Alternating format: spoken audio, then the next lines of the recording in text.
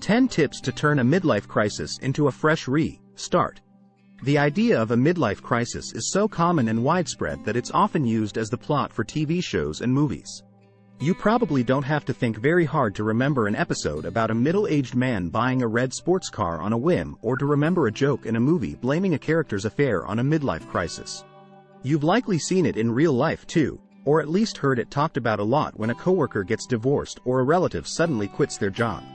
So, it might surprise you to learn that a midlife crisis isn't a mental health diagnosis.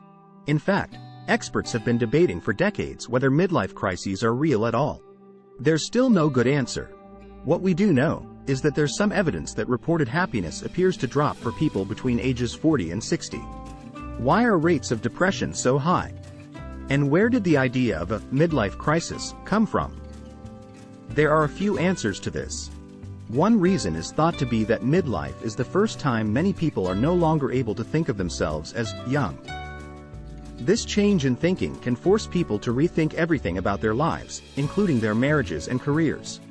That might be part of why midlife is associated with a high rate of divorce and marriage trouble. Additionally, people in midlife are generally settled into their careers and might realize they haven't achieved the things they wanted to. Fortunately, midlife doesn't have to be a crisis at all. In fact, midlife is a fantastic time to make positive changes in your life. You can improve your relationships while working on being happier and healthier. 1.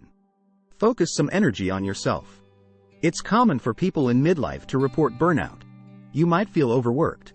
You might be stressed taking care of your children or an aging parent. You might be juggling your relationship with financial and other hardships. No matter what you're juggling, it can be hard to stop and breathe. You might even feel selfish taking time for yourself. You don't need to. Mental health experts agree that focusing on yourself is incredibly important. Taking the time to ask yourself what you want and what you're feeling can be the first step to knowing if you need to make a change. So, before you do anything else, take some time to think about how things have been going for you in the past few years. It's the best way to get started on your midlife refresh. 2. Make note of the changes in your life. Midlife can bring changes. Often, these changes happen fast without an adjustment period or time to process them. Many mental health professionals agree that one of the best things you can do is set aside the time to acknowledge those changes. This doesn't mean you need to dwell on the past. It simply means that it's a good idea to be actively aware of changes. For some people, this might mean journaling to work through events.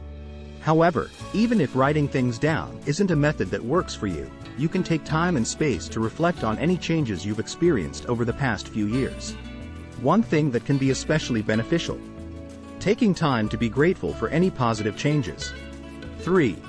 Learn something new. There are multiple benefits to learning something new. It can keep your mind active, give you something to be excited about, and give you an amazing sense of pride and accomplishment.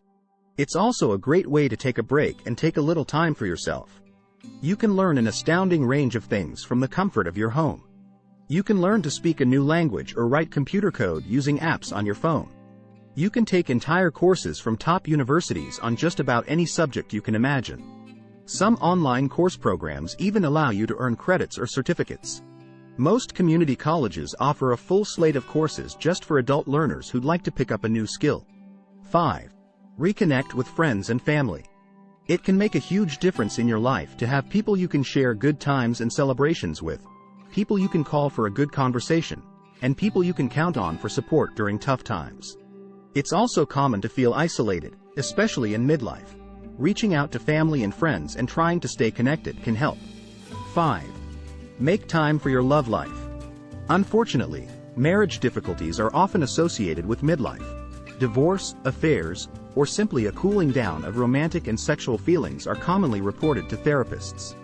Of course, that doesn't mean the decline of relationships is an unavoidable part of midlife. Marriage and family therapists recommend that you take some time at this point to think about what you want from yourself, your life, and your partner. If you're still dedicated to them, it might be a great time to find new ways to celebrate each other. Actions, such as planning a romantic vacation, going on date nights, or taking care to appreciate each other more, can go a long way toward a happy midlife love life. That doesn't mean you have to be married to take time to focus on your love life. Midlife can be a good time to focus on what you want out of any future relationships, or to decide if you're interested in having a future relationship at all. 6. Find new ways to stay active. Exercise is important. In addition to its many physical benefits, it can improve your mental health, sharpen your focus, and reduce your stress. It can keep you motivated, boost your mood, and increase your confidence. Don't be afraid to step outside your comfort zone when it comes to fitness. 7. Pick up a healthy habit. You don't have to overhaul your entire lifestyle. You can pick a small change and stick with it. You'll get the health benefits of the change and the satisfaction that comes with maintaining a new habit. That means a mental health and physical health boost for a single action, and it's hard to beat that. Some suggestions? You could start taking the stairs every day at work, bringing a planned lunch from home, having fruit every morning, or making sure to drink enough water. You can also consider cutting out some less than healthy habits, like drinking soda or smoking. 8. Spend time outdoors. Spending time outdoors has proven mental health benefits. Therapists often suggest that patients in midlife take an outdoor walk at least a few times a week. A walk around your neighborhood can be a great way to get fresh air and get your blood pumping, but you don't have to stop there. If you want to go further, consider spending the day hiking the trails in a local park. You could bring a friend to provide motivation, or use the time on the trail to clear your mind. Boating, swimming, camping, or just relaxing on a nice day can all boost your mood. 9. Dedicate time to a project you're passionate about. It's common to feel dissatisfaction with work during midlife. You might feel burnt out, bored, or that you wasted your time in a career you don't love. Experts agree midlife is an ideal time to work on something you're passionate about. Maybe you've always wanted to write a novel, or maybe you've always been curious about selling your homemade jewelry online. No matter what, focusing on a project you really care about can boost your energy and optimism. Plus, it might bring you an additional source of income or even shift your career. 10. Consider therapy. You might think of therapy as only being for times of distress, trauma, or crisis, but that's not the case. Therapy is a great tool for times of transition, too. Midlife can be a great time to talk with a therapist.